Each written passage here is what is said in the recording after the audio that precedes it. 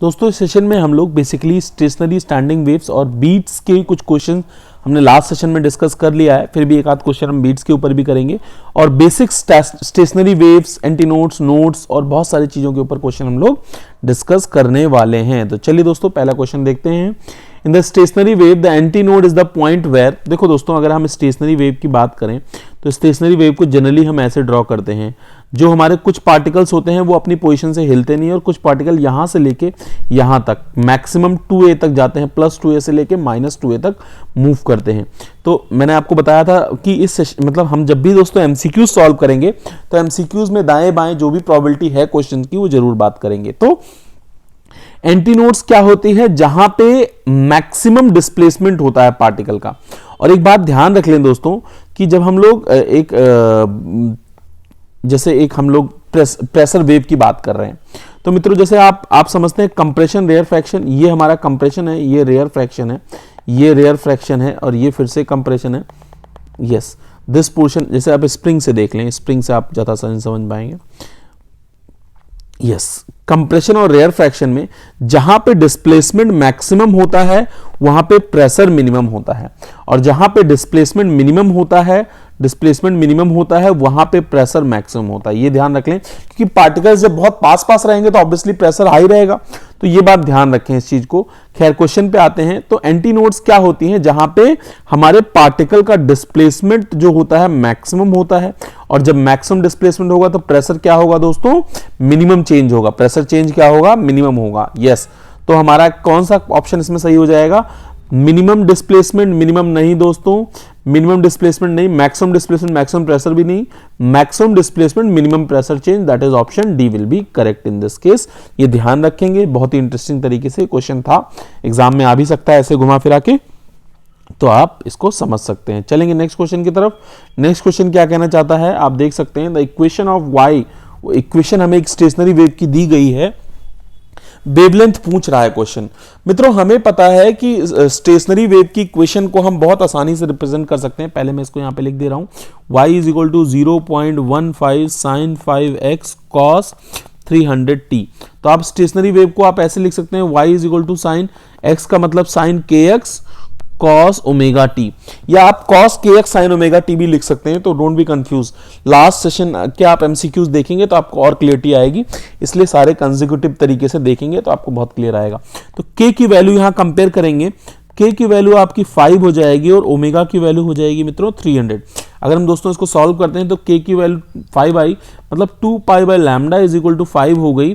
तो lambda is equal to कितनी हो गई? 2 पाई अपॉन में 5। 2 पाई बाय 5 मैंने कैलकुलेटर से सॉल्व किया तो मेरी वैल्यू 1.256 मीटर्स अप्रॉक्स आई। तो आप लोग भी इसको सॉल्व करके option B will be correct. आप लोग कैलकुलेटर यूज ना करें, आप लोग अपना दिमाग को यूज करके कैलकुलेशन करें तो ज्यादा आसानी एग्जाम में आपके लिए रहेगी। तो आई होप आपको ये कंडीशन भी समझ में आ गई होगी। स्टेशनरी वेव की बेसिक इक्वेशन थी, ये बेसिक इक्वेशन थी जिससे आप क्वेश्चन को सॉल्व कर सकते हैं। चलेंगे नेक्स्ट क्वेश्चन की तरफ। नेक्स्ट क्वेश्चन आपका क्या है स्क्रीन पे? y = हमें इक्वेशन दी हुई है इतनी लंबी चौड़ी, हमसे सेम पूछा है the separation between the consecutive nodes. मित्रों हमें पता है कि y = 0.8 cos π/20 × x sin 200 में दोबारा लिख रहा हूं, कॉपी कर रहा हूं कि आपको समझा सकूं इक्वेशंस को। चलिए अगर स्टैंडर्ड इक्वेशन लिखते हैं तो y = क्या हो जाएगी? cos kx sin ω t हो जाएगी। हमें एक्चुअली में लैम्डा चाहिए, क्योंकि देखो मैं आपको बताऊं दो नोड्स के बीच में, एक सेकंड मैं आपको समझा दूं पहले। अगर एक आप स्टेशनरी वेव ड्रॉ करते हैं तो ऐसे ड्रॉ करते हैं, ये वाले पॉइंट्स नोड्स होते हैं और ये जहां पे लाइन खींच रहा हूं ये एंटी नोड्स होते हैं। तो दो नोड्स के बीच में बात करें तो भी λ/2 डिस्टेंस होगी और दो एंटी नोड्स के बीच में भी डिस्टेंस क्या होगी? λ/2 होगी। एक नोड और एक एंटी नोड के बीच की डिस्टेंस होगी आपकी λ/4। यस, क्वेश्चन में क्या पूछ रहा है? क्वेश्चन में दो नोड्स के बीच में डिस्टेंस पूछ रहा है। अगर हो सकता है वो दो एंटी नोड्स के बीच में भी एग्जाम में क्वेश्चन पूछ ले तो आप बहुत आसानी से इसको कैलकुलेट कर सकते हैं। चलिए सबसे पहले k की वैल्यू निकालेंगे मित्रों। जो यहाँ पे k की वैल्यू होगी वो होगी π/20 और k क्या होता है? 2 पाई बाय लैम्डा। पाई से पाई कैंसिल हो जाएगा, लैम्डा विल बी 40। तो हमसे दो नोड्स के बीच में डिस्टेंस पूछिए, नोड्स के बीच में डिस्टेंस क्या होती है सर? That is λ/2। लैम्डा आपने बोला 40, तो भैया 40 / 2 दैट विल बिकम 20 सेंटीमीटर। तो 20 सेंटीमीटर कौन सा ऑप्शन हम देख लेते हैं ऑप्शंस में। Option A will be absolutely correct in this case. I hope आपको ये बातें समझ में आ गई होंगी। चलेंगे नेक्स्ट क्वेश्चन की तरफ। नेक्स्ट क्वेश्चन क्या है, the property makes the difference between the progressive and the stationary wave. Stationery waves और प्रोग्रेसिव वेव में क्या डिफरेंस होता है। देखो दोस्तों, प्रोग्रेसिव वेव हमारी एनर्जी को प्रोपोगेट कराती है, एनर्जी को एक देखो मतलब पार्टिकल्स वाइब्रेट दोनों में करते हैं, बट इसमें एनर्जी प्रोपोगेट करती है प्रोग्रेसिव वेव में, और स्टेशनरी वेव में एनर्जी प्रोपोगेट नहीं करती। नोड्स जो होते हैं वो एनर्जी को आगे फॉरवर्ड नहीं होने देते हैं। तो प्रोग्रेसिव वेव और स्टेशनरी वेव में जो बेसिक डिफरेंस की अगर आप बात करेंगे दोस्तों, तो you will get to know कि भैया बेसिक डिफरेंस होती है कि प्रोग्रेसिव वेव हमारी एनर्जी को प्रोपोगेट करती है, बट स्टेशनरी वेव एनर्जी को प्रोपोगेट नहीं होने देती है। तो क्या बेसिक डिफरेंस आ जाएगा, प्रोपोगेशन ऑफ द एनर्जी। बाकी एम्पलीट्यूड, फ्रीक्वेंसी और फेज सब में ही होता है, मतलब सबका अपना वेव है दोस्तों। तो ये तीनों फैक्टर्स, बाकी तीनों फैक्टर्स तो होंगे ही होंगे, सिर्फ और सिर्फ क्या नहीं होता है, स्टेशनरी वेव में प्रोपोगेशन ऑफ द एनर्जी नहीं होता है, और स्टैंडिंग वेव में उल्टा बोल दिया, स्टेशनरी वेव में नहीं होता है, प्रोग्रेसिव वेव में होता है। खैर चलिए अगले क्वेश्चन की तरफ चलेंगे। If the amplitude of the wave at the distance R from the point source A. देखो दोस्तों, दो तीन तरह के सोर्सेज होते हैं। एक होता है पॉइंट सोर्स, आपको मैं इस क्वेश्चन पे आने से पहले बता देता हूं। पॉइंट सोर्स से जो हमारी वेव फ्रंट बनती है, जो हमारी पॉइंट सोर्स से वेव फ्रंट बनती है, एक सेकेंड, हाँ जी, पॉइंट सोर्स से हमारी जो वेव फ्रंट बनती है वो बनती है हमारी सर्कुलर वेव फ्रंट या स्फेरिकल वेव फ्रंट। आप बोलिए स्फेरिकल वेव फ्रंट, मतलब यहां से हर पॉसिबल डायरेक्शन में वेव्स प्रोड्यूस होती हैं और पहुंचती हैं इस पॉइंट सोर्स से। पॉइंट सोर्स से कैसी वेव फ्रंट बनती है हमारी, पॉइंट सोर्स से हमारी स्फेरिकल वेव फ्रंट बनती है। और अगर आप ध्यान से समझें तो इंटेंसिटी होती है power radiated, exactly power radiated per unit area. तो एरिया क्या होगा स्फेरिकल की अगर आप बात कर रहे हैं तो I अपॉन में 4πr² होगा। तो intensity is inversely proportional to R square होगा अगर पॉइंट सोर्स है। अगर लीनियर सोर्स है दोस्तों तो ध्यान रखेंगे, लीनियर सोर्स में I is inversely proportional to R होता है क्योंकि सिलिंड्रिकल वेव फ्रंट बनती है। और अगर इनफाइनाइट सोर्स है तो I डिस्टेंस पे डिपेंडेंट नहीं होती है। तीनों पॉइंट्स को आप अच्छे से ध्यान रखेंगे।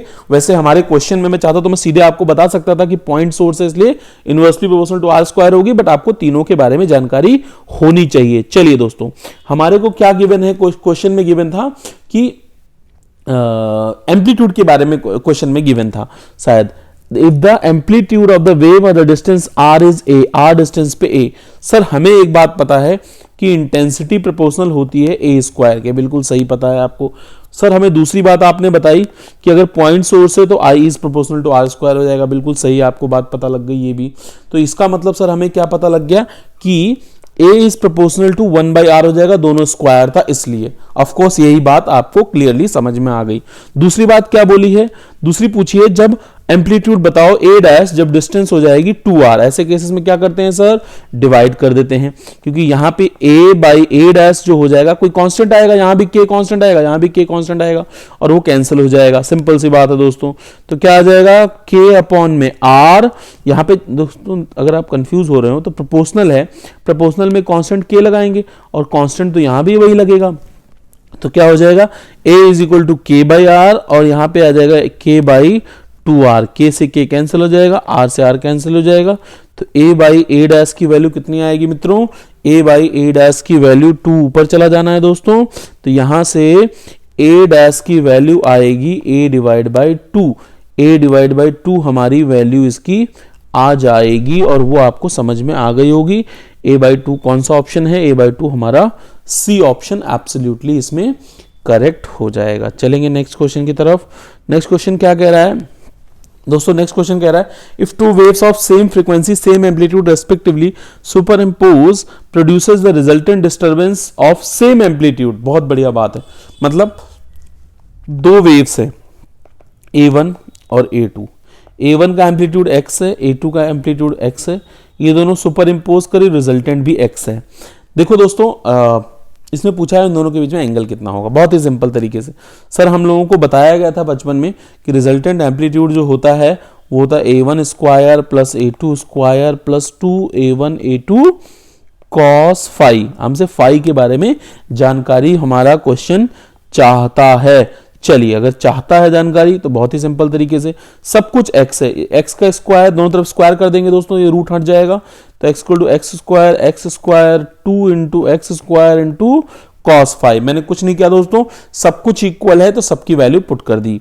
चलिए, तो दोस्तों क्या हो जाएगा, X square is equal to 2x square cos phi, X square दोनों तरफ से कॉमन होके कैंसिल हो जाएगा, यहां पे बचेगा 1, 1 प्लस कॉस फाई, तो 1/2 minus 1 is equal to cos phi, तो cos phi is equal to -1/2।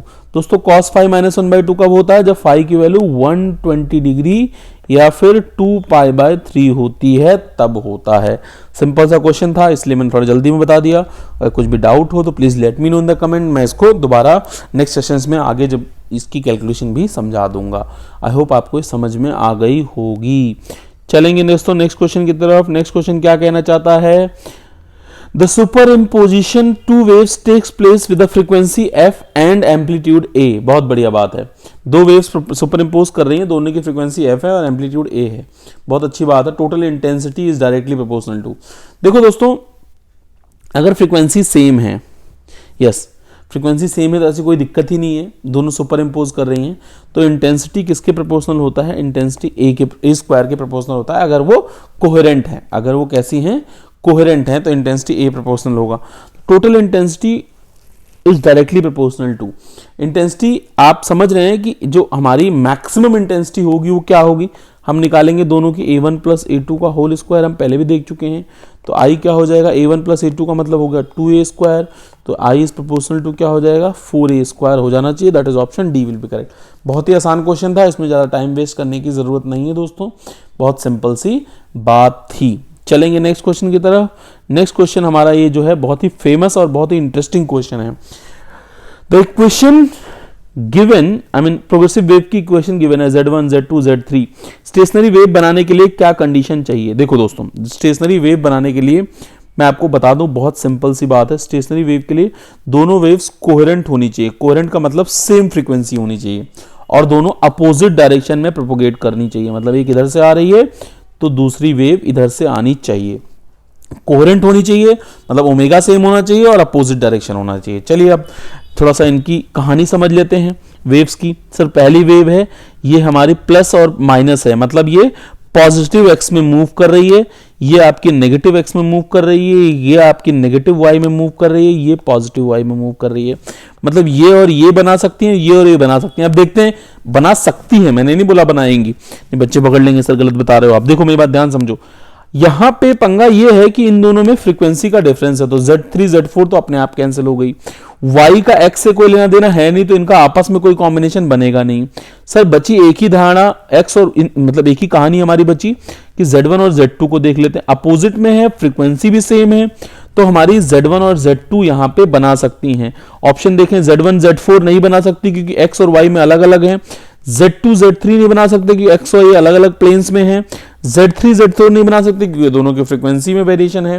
तो इसलिए केवल और केवल संभव जो कंडीशन हुई हमारी, वो A और A कंडीशन संभव हुई, दोनों अपोजिट डायरेक्शन में है और कोहेरेंट। कोहेरेंट का मतलब सेम फ्रीक्वेंसी, कोहेरेंट नहीं बोलना चाहिए दोस्तों, सेम फ्रीक्वेंसी आप बोलो, ज्यादा बेहतर इसका आंसर रहेगा। तो आपको, मुझे उम्मीद है आपको समझ में आ गई होंगी। ऐसा क्वेश्चन एग्जाम में आया भी हुआ है, तो आप लोग अच्छे से वहां देख सकते हैं। चलिए अगला प्रश्न क्या है, when two sound waves of phase difference π/2 each are having amplitude a and frequency omega are superimposed on each other, the maximum amplitude and the frequency of the resultant, मतलब हमसे रिजल्टेंट एम्पलीट्यूड पूछ रहा है और frequency पूछ रहा है। देखो दोस्तों, अगर दो सेम फ्रीक्वेंसी की वेव्स ओवरलैप करती हैं या फिर सुपर इम्पोज करती हैं, तो फ्रीक्वेंसी आउटपुट भी हमें सेम ही मिलता है। फ्रीक्वेंसी में कोई भी अदल बदल हमें नहीं मिलता, तो फ्रीक्वेंसी तो इसका आंसर ओमेगा ही हो जाएगा। ओमेगा वाले दो लोग हैं। हाँ जी सर, रिजल्टेंट एम्पलीट्यूड की बात करते हैं, तो यहां पे रिजल्टेंट एम्पलीट्यूड का फॉर्मूला होगा a1 square plus a2 square plus 2a1 a2 cos phi. हाँ जी, a1 a2 cos phi. a1 का मतलब हो गया a स्क्वायर, a2 का मतलब भी हो गया a स्क्वायर, और 2a1 a2 मतलब 2a into a into cos pi by 2। भैया cos पाई बाई 2 होता है शून्य, मतलब ये हो गया चमचम, ये हो गया खत्म, ये लास्ट वाली टर्म हो गई, निपट गई। तो बचा कौन, ये दोनों बचे, तो हो गया 2a स्क्वायर, मतलब हो गया a√2। a√2 और ओमेगा कौन सा ऑप्शन है, D option will be absolutely correct in this case. तो मुझे लगता है आपको समझ में आ गया होगा। चलेंगे अगले क्वेश्चन की तरफ दोस्तों। अगला क्वेश्चन क्या है, there is a destructive interference between the two waves of wavelength lambda coming out of the two different paths at a point, okay, दो अलग अलग पाथ से आ रही हैं। To get a maximum sound or constructive interference at a point, the path of one wave is increased by, क्या हमें difference लाएं कि पहले जो डिस्ट्रक्टिव इंटरफेरेंस थी वो कंस्ट्रक्टिव इंटरफेरेंस में बदल जाए। समझो मेरी बात को। देखो दोस्तों, अगर आप ध्यान से समझें तो DI लिख रहा हूं मैं डिस्ट्रक्टिव इंटरफेरेंस के लिए 2n-1 लैम्डा बाई 2 होना चाहिए या 2n+1 लैम्डा बाई 2 होना चाहिए, ओके। और कंस्ट्रक्टिव इंटरफेरेंस के लिए हमारी कंडीशन क्या होनी चाहिए, n लैम्डा होनी चाहिए। बहुत ही फेमस रिजल्ट है, मुझे नहीं लगता आपको इसमें कोई डाउट होगा। चलिए, इसमें कितना बदलाव, इसमें कितना ऐड कर दिया जाए पार्ट डिफरेंस, मान लेते हैं x पार्ट डिफरेंस ऐड कर दिया जाए कि हमारा n लैम्डा पहुंच जाए, तो उसी की वैल्यू पूछ रहा है कितना ऐड इंक्रीज कर दिया जाए। तो x को इंक्रीज कर दिया गया, चलिए तो x की वैल्यू निकाल लेते हैं। 2n- लैम्डा बाई 2 था, हाँ सर, x इसमें ऐड कर दिया गया, नया कितना आ गया, n लैम्डा आ गया, बहुत बढ़िया। चलिए सॉल्व करेंगे दोस्तों। तो इसको सॉल्व करके इसको पहले मल्टीप्लाई करेंगे, मैं स्टेप बाय स्टेप सब कुछ सॉल्व करूंगा, डोंट वरी। तो हो जाएगा 2n into lambda by 2 minus lambda by 2 plus x is equal to n lambda. थोड़ा राइटिंग का खास ध्यान रखें मेरी, क्योंकि सुनेंगे बात को तभी समझ में आएगी।